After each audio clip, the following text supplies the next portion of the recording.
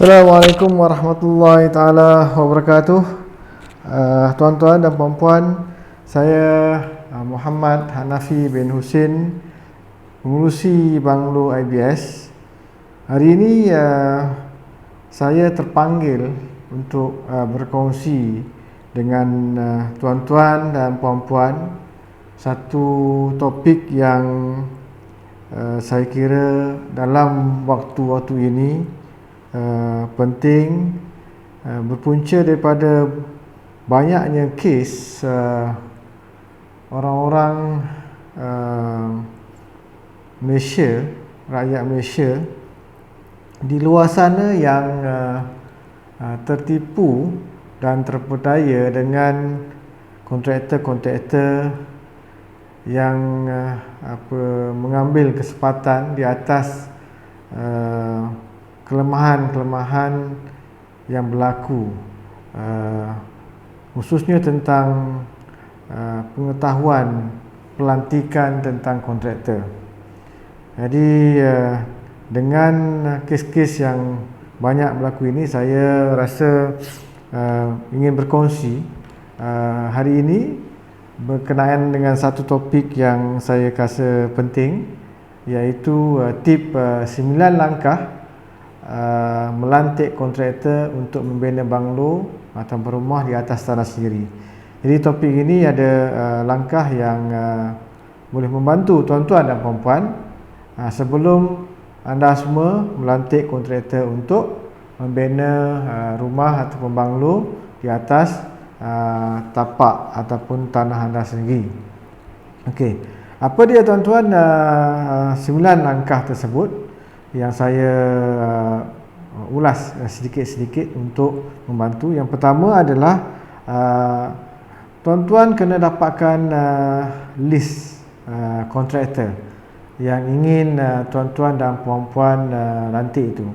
Jadi jangan melantik hanya satu kontraktor ataupun satu dengan pilihan satu kontraktor terus melantik. Perlu mendapatkan beberapa senarai kontraktor yang ingin tuan-tuan dan puan-puan lantik. Setelah langkah pertama ini anda ada senarai, tuan-tuan dan puan-puan boleh mengambil langkah yang kedua, iaitu membuat survey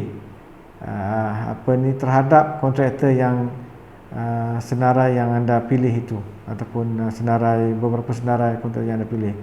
Survey yang tuan-tuan puan-puan perlu lakukan adalah yang pertama dari sudut profil kontraktor tu, di manakah ofisnya, okey, dan berapa lama pengalaman membina rumah, apakah projek-projek terdahulu yang telah disiapkan oleh kontraktor tersebut, adakah mereka ini mempunyai rekod yang buruk. Contohnya dari sudut menyiapkan rumah-rumah terdahulu dalam waktu yang telah ditetapkan. Macam mana pula dengan kualiti pembinaan yang dilaksanakan atau dilakukan oleh kontraktor tersebut. Jadi rekod ataupun survey-survey ini perlu cek. Begitu juga dengan testimoni. Ada tak testimoni yang datang daripada klien-klien terdahulu. Jadi langkah kedua ni pihak tuan-tuan dan puan-puan kena buat. Okey. Seterusnya yang ketiga adalah dari sudut kadang-kadang kita ni terlampau bergantung kepada hanya recommendation daripada kawan-kawan rapat, recommendation daripada keluarga, sahabat handai. Jadi langkah ketiga adalah jangan bergantung harap semata-mata dengan recommendation ini. Jadi itu langkah yang ketiga pihak tuan-tuan dan puan-puan perlu lakukan. Kemudian yang keempat adalah langkah untuk mendapatkan quotation, sebut harga. Sebut harga ni penting supaya kita boleh tahu berapakah harga yang telah ditetapkan oleh pihak kontraktor berdasarkan kepada plan. Jadi bincang dengan kontraktor, bukan sekadar sebuah harga, tetapi design, reka bentuk yang pihak tuan-tuan dan puan-puan ingin bina rumah ataupun banglo yang diidamkan itu. Jadi langkah keempat adalah bincang dari sudut sebuah harga dan juga reka bentuk. Dan langkah kelima, apakah langkah kelima tuan-tuan?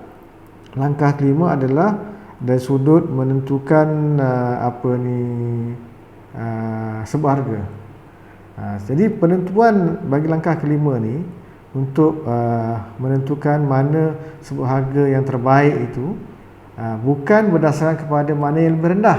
Ini antara kesilapan kita. Kita rasa mana sebuah harga yang paling rendah akan dipilih sebagai yang terbaik.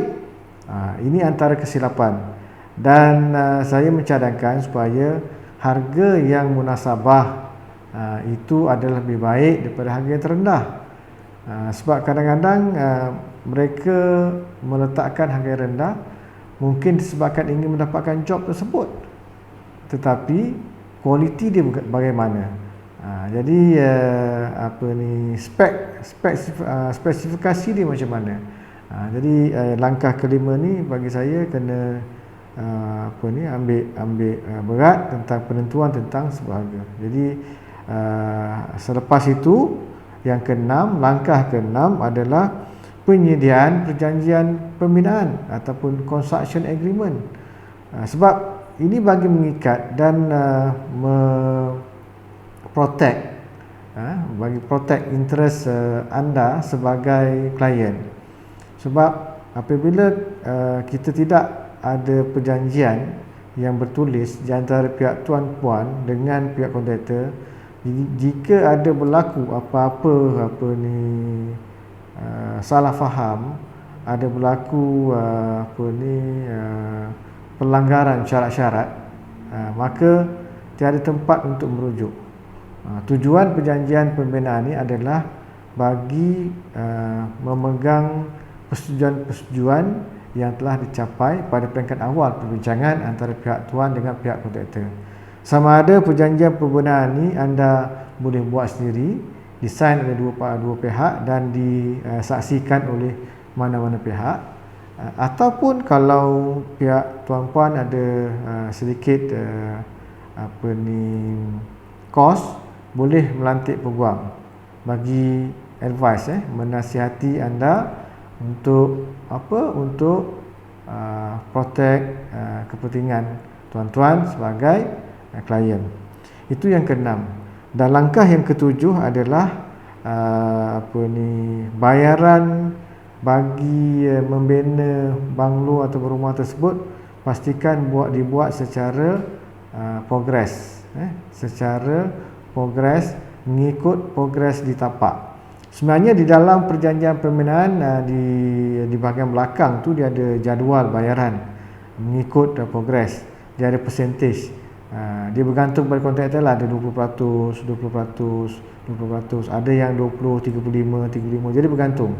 Jadi mungkin kalau katakan 20% masa perjanjian pembinaan ditandatangani, lepas tu progres foundation dibuat, ataupun progres seterusnya dinding, bumbung, finishing dan seterusnya sehinggalah selesai. Ada kontraktor yang meletakkan 5% retention sum, ada yang tidak. Jadi bergantung kepada persetujuan di antara pihak tuan dengan kontraktor.